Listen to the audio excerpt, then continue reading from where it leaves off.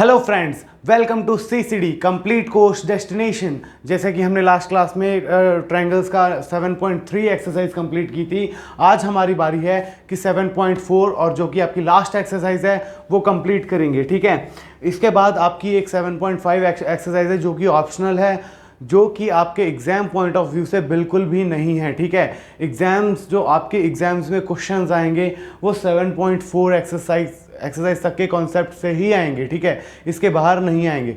पर फिर भी 7.4 में 7.5 में ऑप्शनल जो एक्सरसाइज है उसमें जो जो इंपॉर्टेंट टॉपिक्स हैं वो मैं आपको ज़रूर कराऊंगा नेक्स्ट क्लास में। ठीक है, तो आपको ये 7.4 एक्सरसाइज स्टार्ट कराने से पहले आपको कुछ बता दूं कि ये एक्सरसाइज में कुछ दो तीन कॉन्सेप्ट्स हैं, दो कॉन्सेप्ट्स हैं जो कि इंपॉर्टेंट है आपके लिए जानने के लिए बहुत ज़रूरी हैं।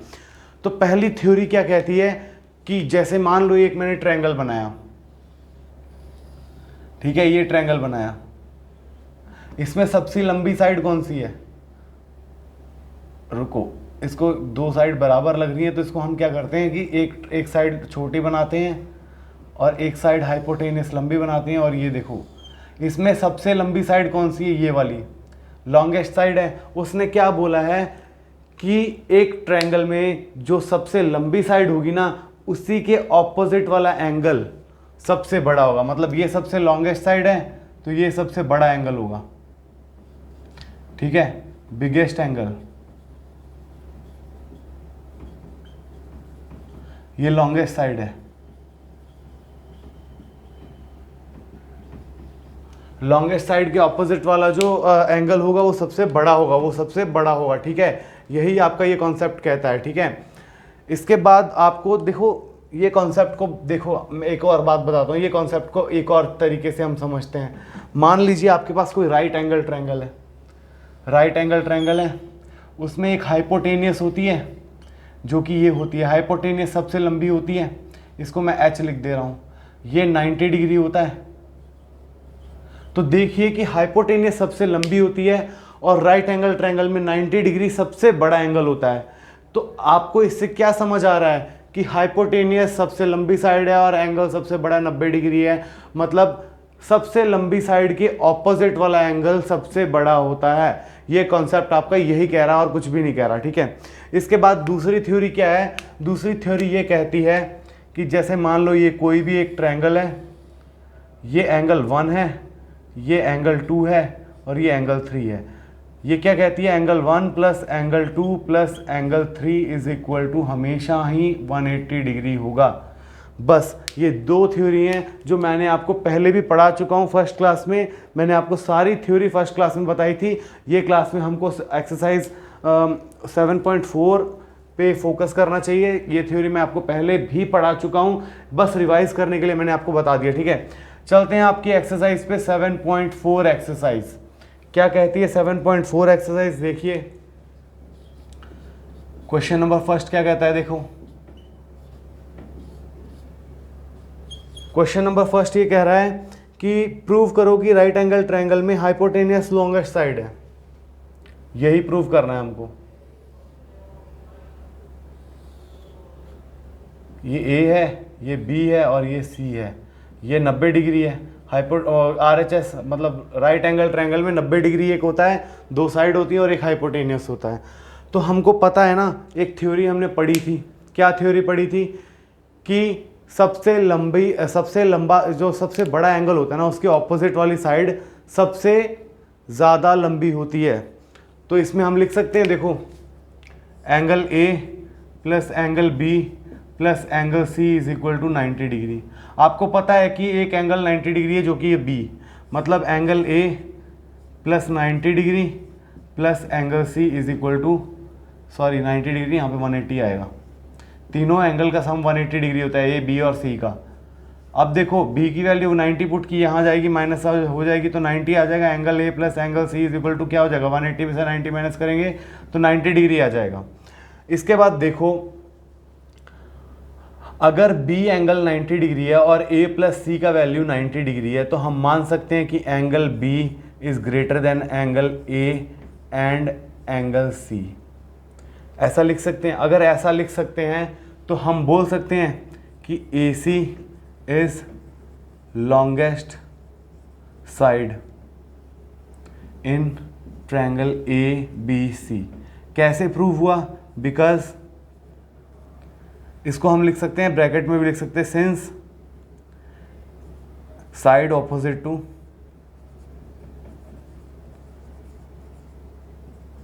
Biggest angle.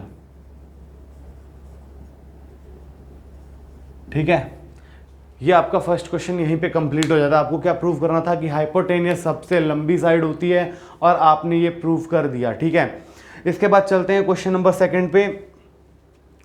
उसने एक फिगर दिया हुआ है। फिगर क्या है? देखो, ए बी सी एक ट्रायंगल है। उसने क्या बोला है कि इसको एक्सटेंड कर रहे हैं हम P और Q तक।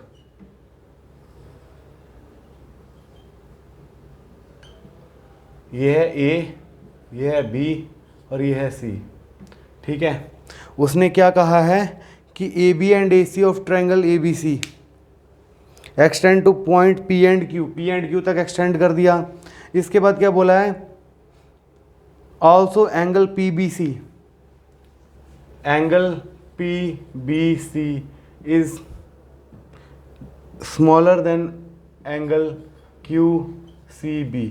मतलब कि ये वाला एंगल और ये वाले एंगल की बात कर रहा है। ये वाला एंगल उसने बड़ा बताया है इससे। ठीक है, तो देखो मैं इसको वर्बली आपको समझा देता हूँ, कुछ भी हार्ड नहीं है इसमें। ये एक सीधी लाइन है A और Q, और ये एंगल इस एंगल से बड़ा है, तो ये वाला एंगल ऑफकोर्स छोटा होगा क्योंकि ये दोनों का एंगल कितना होता है? 180 डिग्री। हम मान लेते हैं कि ये बड़ा है, इसकी वैल्यू हम रख देते हैं 110, और ये छोटा है तो इसकी वैल्यू रख देते हैं 105। इन दोनों का सम 90 डिग्री 180 डिग्री होगा, तो ये एंगल की वैल्यू कितनी आ जाएगी? 75 डिग्री आ जाएगी। 75 डिग्री। ये एंगल की वैल्यू कितनी आ जाएगी? 70 डिग्री आ जाएगी। अब देखो उसने क्या पूछा है? प्रूव करना है कि AC is greater then AB।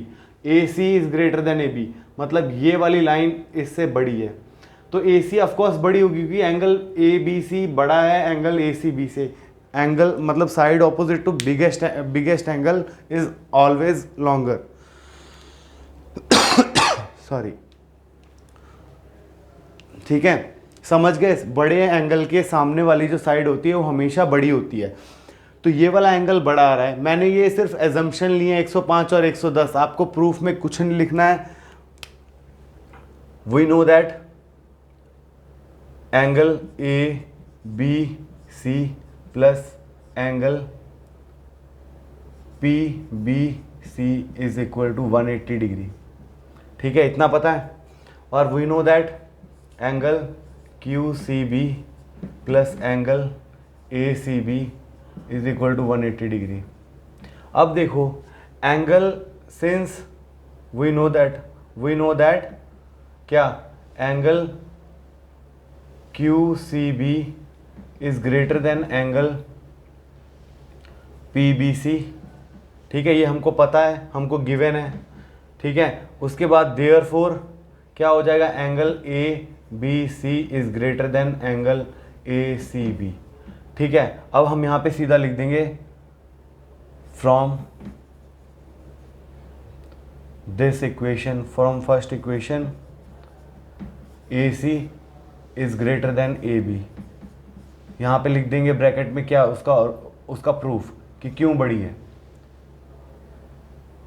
Side opposite to greater angle.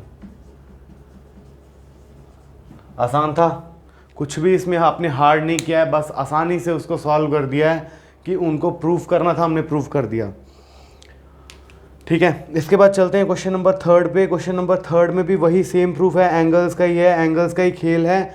बड़ी साइड, छोटी साइड, बड़ा एंगल, छोटा एंगल, यही सब आपको दिखाना है जैसे मैंने इस क्वेश्चन में किया है। ऐसे ही क्वेश्चन नंबर थर्ड करना है आपको, वो खुद से करना है। ठीक है, क्वेश्चन नंबर 4 देखिए, ये थोड़ा इंटरेस्टिंग है क्योंकि इसमें थोड़ी सी कंस्ट्रक्शन हमको खुद करनी पड़ेगी, तब जाके ये क्वेश्चन होगा। ऐसे डायरेक्टली क्वेश्चन ये कर नहीं पाएंगे, कंस्ट्रक्शन करनी ही पड़ेगी। देखते हैं क्वेश्चन नंबर 4 क्या है। उसने एक डायग्राम दिया है ABCD, ये है B, then C and D. ये है ए, ये है बी, ये सी है, ये डी है। उसने क्या बोला है, हमको क्या गिवन है, ए बी और सी डी क्या है, ए बी और सी डी, ये सबसे स्मॉलेस्ट है, ये सबसे लॉन्गेस्ट है, ये बताया हुआ है ए बी सी डी। उसने प्रूफ पूछा है कि angle A is greater than angle C, angle A is greater than angle C and angle B is greater than angle D, ये प्रूफ पूछा है। अब ये क्वाड्रिलेटरल है तो कैसे प्रूफ करेंगे, तो हम कुछ नहीं करेंगे, डायगोनली इसको जोड़ देंगे। ठीक है, डायगोनली इसको जोड़ दिया, इसमें ट्रायंगल्स बन गए। अब क्वाड्रिलेटरल है क्वाड्रिलेटरल को तो हमने सॉल्व नहीं किया, तो इसको ट्रायंगल बना दिया हमने। अब देखो ट्रायंगल में कैसे करेंगे, अब देखो ट्रायंगल ए बी डी, देखो ए बी और D, triangle A B and D, A B D triangle में देखो आप सबसे लॉन्गेस्ट साइड कौन सी दिख रही है आपको, बी डी दिख रही है। सबसे लॉन्गेस्ट साइड क्या है, बी डी दिख रही है। अब इसमें देखो ए बी सबसे स्मॉलेस्ट है, उससे बड़ी है ए डी, और सबसे बड़ी है कौन सी, बी डी। ये हमको पता है इस ट्रायंगल में, बाई देखने से पता लग रहा है, बहुत आसान है। ठीक है, देखने से पता लग रहा है कि ये सबसे बड़ी है, क्योंकि ये एंगल छोटा है, ये भी एंगल छोटा है, ये एंगल ए वाला कितना बड़ा है, उसके सामने वाली साइड सबसे बड़ी होगी, ऑफ कोर्स सी बात है। ठीक है, उसके बाद देखो एंगल ए बी के सामने वाला एंगल कौन सा है, A D B, A D B. हमको ए डी बी चाहिए इसमें से, और इसमें से एक और एंगल चाहिए हमको A B D. A D B देख लिया, और एंगल ए बी डी। क्यों हुआ ये इक्वल एक दूसरे के, देखो क्यों इक्वल हुआ, क्योंकि ए बी ए डी से छोटी है, तो इसीलिए A D B A B के ऑपोजिट है, तो ए डी बी भी छोटा होगा ए बी डी एंगल से। ऑफ कोर्स ये बात, ये जो कंडीशंस है ना, इससे हमने ये माना है कि A D B A B D से छोटा है, इसको हम मान लेंगे फर्स्ट इक्वेशन। इसके बाद आप ट्रायंगल देखिए B D C, in triangle B D C, इसमें देखिए आप सबसे छोटी है B C, smaller than C D and smaller than B D, B D दोनों में बड़ा है। इसके बाद इससे क्या प्रूफ होता है कि बी सी सबसे छोटा है, तो angle C D B, angle C D B is smaller than angle कौन सा, D B C, C B D, C B D या डी बी सी कुछ भी लिख सकते हैं, एंगल सी डी बी। ठीक है, ये आपको पता लग गया इससे, क्यों, क्योंकि बी सी सबसे छोटी है, सबसे छोटी वाली है, तो सबसे छोटा एंगल ये होगा, उससे बड़ा ये होगा, सबसे बड़ा एंगल ये होगा। सबसे बड़े वाले एंगल से हमको मतलब नहीं है, हमको क्योंकि एंगल ए और ए को सी के साथ प्रूफ करना है, ए को सी के साथ प्रूफ करना है, तो ये इजीली प्रूफ हो जाएगा इस वाले से। ठीक है, इसको हम मान लेते हैं सेकेंड इक्वेशन। अब देखो फर्स्ट और सेकेंड इक्वेशन को प्लस करते हैं, ये सेकेंड इक्वेशन है, फर्स्ट और सेकेंड इक्वेशन को प्लस करते हैं, ऐड फर्स्ट एंड सेकंड।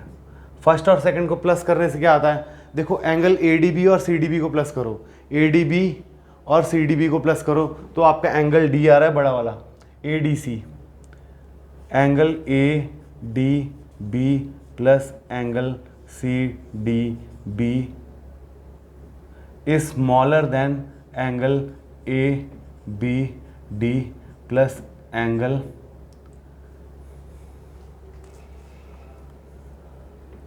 इसको बड़ा लिखते हैं थोड़ा,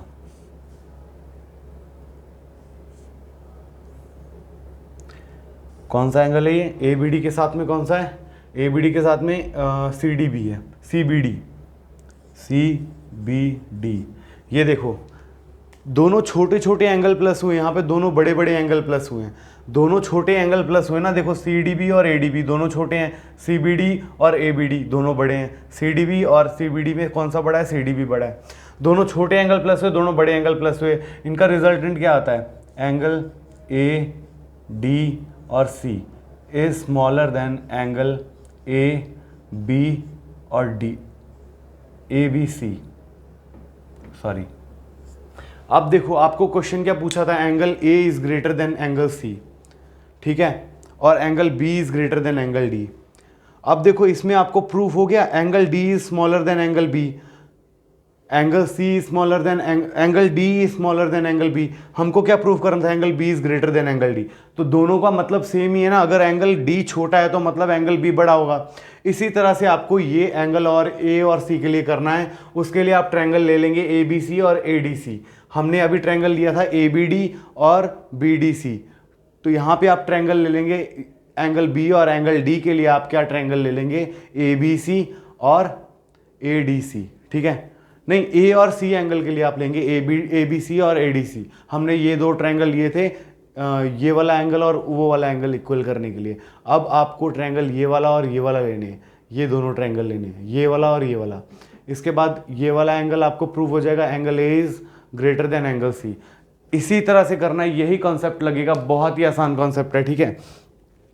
अगले क्वेश्चन में चलते हैं। अगला क्वेश्चन क्या कहता है, देखो फिफ्थ क्वेश्चन, ये मैंने सिर्फ इसका फर्स्ट वाला कराया है, सेकंड वाला कराया, angle B is greater than angle D, angle A is greater than angle C. इसी तरह से आपको दूसरे ट्रायंगल ए बी सी और ए डी सी लेने से हो जाएगा।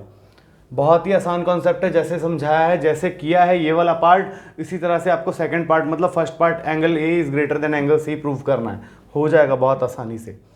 इसके बाद चलते हैं आपके नेक्स्ट क्वेश्चन पे। नेक्स्ट क्वेश्चन क्या कहता है, फिफ्थ क्वेश्चन।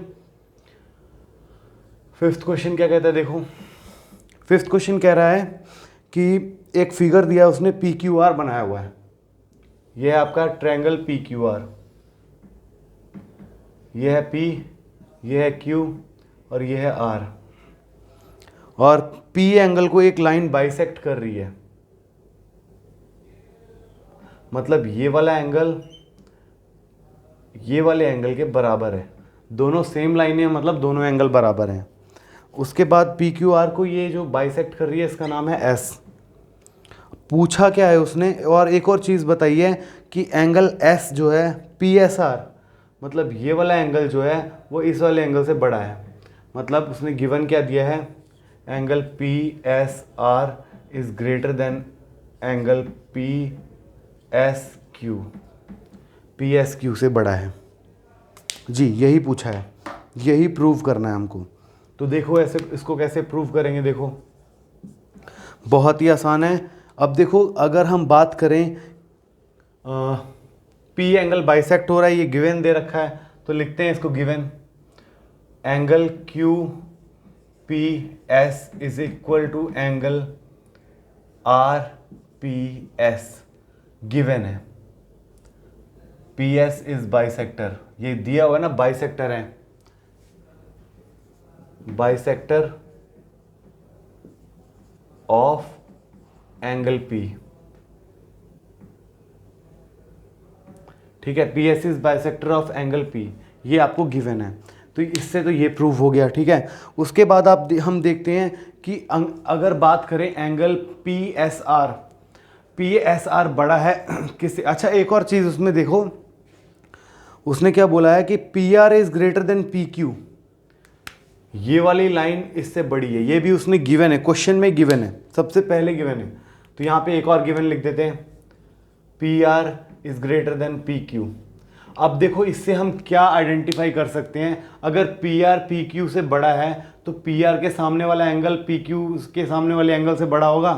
तो इसको हम क्या लिख सकते हैं, देखो इसके सामने वाला एंगल क्या है, क्यू, मतलब आपको क्या है, angle P Q R is greater than, P R is greater then, हाँ पी आर बड़ा है तो क्यू एंगल बड़ा होगा, एंगल पी आर क्यू, ठीक है। क्या गिवन है, given P R is greater than P Q, ठीक है, और angle opposite to larger side is greater, side is bigger. समझ में आ गया, angle opposite to larger side, जो बड़ी वाली साइड है उसके ऑपोजिट वाला एंगल जो होगा वो हमेशा बड़ा होगा, ठीक है। तो इस ये वाला हमारे किससे प्रूव हुआ है, ये वाला एंगल बड़ा बड़ा है और ये छोटा है, क्योंकि ये लाइनें बड़ी और छोटी हैं, ठीक है, इससे प्रूव होता है। उसके बाद उसने और क्या दिया है फिगर में, देखो angle P S R, angle P, triangle P Q S में क्या कह रहा है, देखो पी क्यू एस में क्या कह रहा है, इसको हमने एक्सटेंड किया क्यू एस को एस आर तक, ठीक है, आर पॉइंट तक एक्सटेंड किया, तो यहाँ पे एक एंगल बन रहा है पी एस आर। तो एंगल पी एस और आर किसके बराबर होगा, मैंने आपको प्रॉपर्टी बताई थी, angle Q P S plus angle P Q S, ये वाला एंगल और इस एंगल के बराबर होगा ये वाला एंगल, ये हमने प्रॉपर्टी पढ़ी थी। इस इक्वेशन को नाम दे दो आप फर्स्ट, ठीक है, आसान था। इसके बाद आप खुद देखो कि आपको एक और ट्रायंगल दिया है पी एस आर, हाँ अब देखो एक ट्रायंगल देखो पी एस आर ट्रायंगल देखो, in triangle P S R देखो, अब उसमें क्या है, एंगल एक और है in triangle P S R, इसमें एंगल पी एस क्यू किसके बराबर हो जाएगा, angle R P S plus angle P R S, ये सेकंड इक्वेशन। क्या बताया, ये वाला एंगल इन दोनों एंगल के बराबर हो जाएगा, क्योंकि यहाँ से भी ये लाइन स्ट्रेट जा रही है, एक्सटीरियर एंगल है, तो ये दोनों ऑपोजिट इंटीरियर एंगल्स के बराबर हो जाएगा।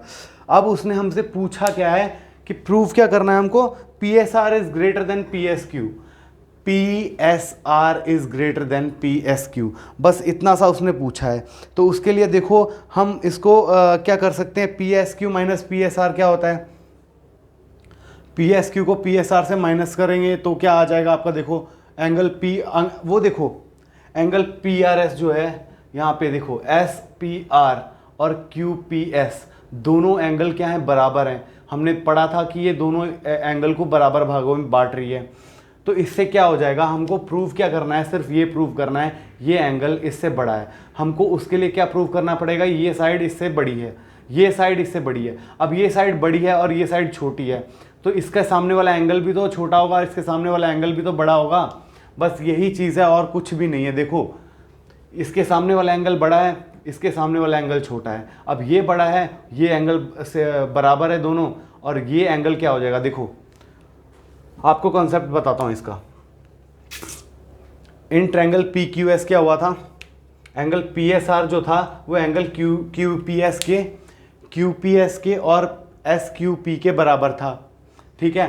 लेकिन एक बात और ध्यान दो कि ये जो एंगल है, ये जो तीन एंगल है ना, तीनों का एंगल का सम 180 डिग्री होगा और इन तीनों का सम भी 180 डिग्री होगा। इसमें क्या बोला है कि ये वाला एंगल इससे बड़ा है, वी नो दैट, क्या पता है हमको, angle Q, direct angle Q लिख रहा हूँ क्योंकि इसके साइड में कोई भी लाइन नहीं है, angle Q is greater than angle R, यहाँ पे हमने प्रूव किया था। अब हमको पता है कि angle Q P S is greater than, is equal to angle किसके बराबर है, एस पी आर के। अब देखो दोनों ट्रायंगल को कंपेयर करो, एंगल क्यू बड़ा हो गया, वो छोटा हो गया, और वो वाला एंगल दोनों बराबर हैं। अब आपको क्या पता चल रहा है, 180 में से ये माइनस किया, दोनों ट्रायंगल में 180 में से दोनों एंगल माइनस किए, तो यहाँ पे कोई वैल्यू बच जाएगी। उसमें से ये एंगल माइनस किया, जबकि ये एंगल बड़ा है और ये एंगल छोटा है, तो ये एंगल ऑफकोर्स बड़ा हो जाएगा ना। बस कॉमन सेंस लगाना है और कुछ नहीं है, इसको प्रूफ करने का कोई बड़ा तरीका नहीं है, बस छोटा सा तरीका है। आपने प्रूफ कैसे किया, ये दोनों एंगल सेम है, ये एंगल इससे बड़ा प्रूफ कर दिया है, हाँ ये एंगल इससे बड़ा प्रूफ कर दिया, तो ये एंगल ऑफकोर्स इससे बड़ा हो जाएगा, क्योंकि ये दोनों एंगल सेम है, ये छोटा है ये बड़ा है, पर तीनों का सम तो 180 डिग्री होता है ना, तो ये बड़ा हो जाएगा ना। एग्जाम्पल के तौर पे हम इसको मान लेते हैं, ये है आपका 45 डिग्री, तो ये भी 45 हो जाएगा। अब ये एंगल छोटा है, ये एंगल छोटा है, ये एंगल बड़ा है, इसकी मान लेते हैं हम 60 डिग्री है, और इसकी कितनी हो जाएगी, 50 डिग्री मान लेते हैं। अब खुद देखो, हमने ये माना है, एजम्पशन मानी है, 60 + 40 कितना हुआ, 105 हो गया, तो यहाँ पे कितना आ जाएगा, 75 आ जाएगा। और यहाँ पे 50 + 40 90, 95 हुआ, 95 में से 180 में से 95 माइनस करेंगे तो यहाँ पे कितना आ जाएगा, 85 आ जाएगा। तो कौन सा एंगल बड़ा हुआ, PSR बड़ा हुआ ना। बस आपको यही प्रूव करना था कि PSR एंगल बड़ा हुआ। मैंने आपको कंसेप्ट क्या बताया है कि तीनों एंगल का सम 180 डिग्री होता है। हमने प्रूव क्या किया है कि QPS is equal to RPS, क्योंकि ये लाइन बाइसेक्ट कर रही है, दोनों एंगल बराबर हैं और ये दोनों एंगल में ये बड़ा है ये छोटा है। क्यों, क्योंकि ये साइड बड़ी है ये साइड छोटी है, ट्रायंगल PQR में, ठीक है। उसके बाद तीनों एंगल्स का सम करेंगे तो 180 डिग्री होता है, तो ये क्या हो जाएगा, छोटा हो जाएगा और ये बड़ा हो जाएगा। बस इतना सा कंसेप्ट था। इसके बाद आपके नेक्स्ट क्वेश्चन पे चलते हैं, 6 क्वेश्चन, जो कि बहुत ही मज़ेदार और आसान क्वेश्चन है, ठीक है। देखो 6 क्वेश्चन कैसे किया है उसने। 6 क्वेश्चन में पूछा है कोई भी एक लाइन है, अगर उसके पास में कोई भी हम मतलब उस लाइन के ऊपर नहीं, उस लाइन से दूर कहीं भी पॉइंट ले रहे हैं।